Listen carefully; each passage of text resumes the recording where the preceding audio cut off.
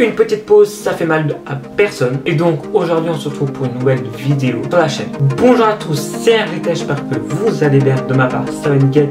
Aujourd'hui on se retrouve pour une nouvelle vidéo. Et dans cette vidéo je vais vous dire 5 raisons d'acheter un iPhone cette fois-ci. Car sur la précédente vidéo je vous ai présenté 5 raisons de ne pas acheter un iPhone. Donc c'est parti.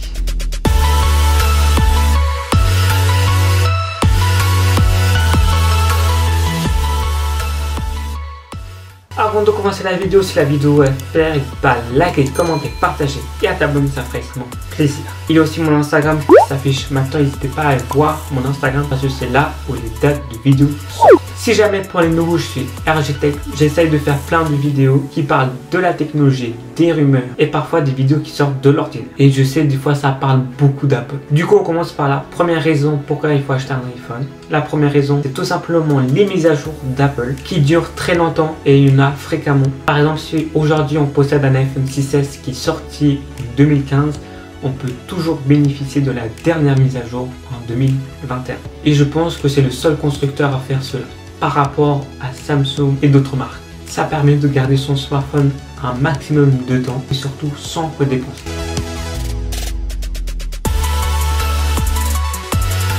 La deuxième raison, c'est la forme des applications. On sait que les logos de l'interface d'Apple, c'est tout pareil, même forme. Étant donné que les applications d'Android, ça part dans tous les sens. Pour le coup, on va avoir des triangles inversés, des rectangles et j'en passe. Après, c'est pas très esthétique, mais après, il y a des gens qui aiment et des gens qui aiment pas. Franchement, moi, je suis pas très fan de leur interface.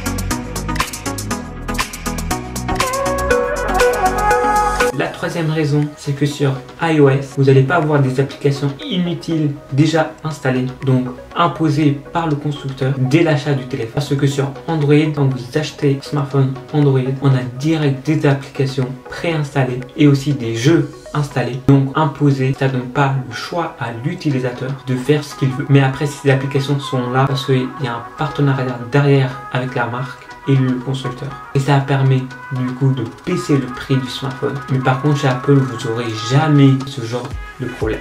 Vous aurez aussi jamais des applications préinstallées sur un iPhone.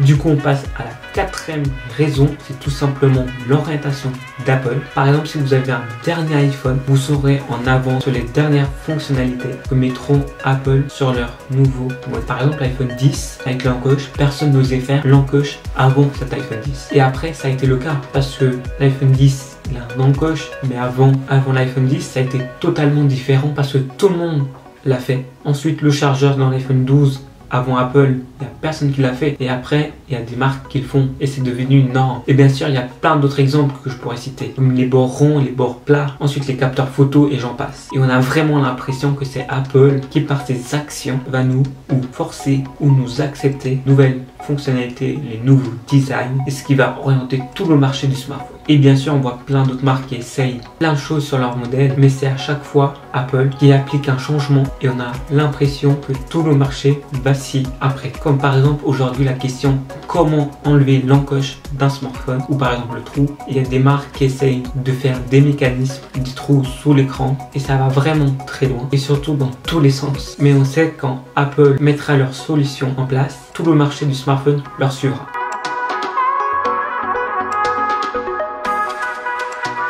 La dernière raison, du coup on va passer à la cinquième raison. On sait que Apple ont le meilleur écosystème. Comme par exemple, on peut envoyer un message depuis un iPhone et toujours continuer sur l'Apple Watch, MacBook, iPad. Et ensuite de finir sur n'importe quel appareil Apple. Du coup leur écosystème, c'est l'un des meilleurs. Voilà, je crois j'ai tout dit ce qu'il y avait à dire sur cette marque. Et j'espère que la vidéo vous aura plu. Et si c'est le cas, n'hésitez pas à liker, commenter, partager et à t'abonner, ça ferait extrêmement plaisir. Et prenez soin de vous, c'était RGT. Woo!